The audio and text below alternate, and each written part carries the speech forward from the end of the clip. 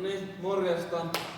Tänään olisi ensimmäinen liikemalli, mitä käydään läpi, olisi ihan klassinen takakyykky.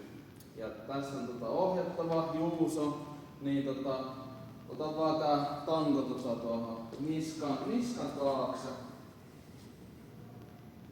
Ja sitten otat sellaisen hartianlevyisen asennon jaloilla, just noin. Ja sit katsot, että polvet ei mene missään kohtaa tän varvaslinjan yli, kun teet kyykkyä. Tee vaan. Jes, tee muutama suoritus.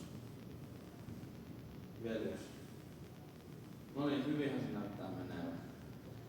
Joo, ota vaan pois.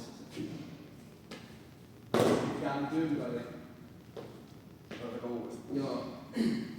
Keskity siihen, että selkä pysyy varmasti suorana, kun menet siihen. Ja sitten myös se, että polvet ei mene varvaslinjan yli. Vaan 2 suoritusta. Yes. Ja nopeasti ylös. Just noin. Se oli hyvä. Voit ottaa pois. Se meni hienosti. Sitten seuraavaksi maljakyykky. Elikkä siis otat tänne kahvakuulan tähän rinnan päälle ja sitten samalla tekniikalla eli hartianlevyinen jalat näin ja alas. Keskity tässäkin siihen, että selkä pysyy mahdollisimman suorana ja sitten ettei mennä polvet tän varvaslinjan yli. Yes.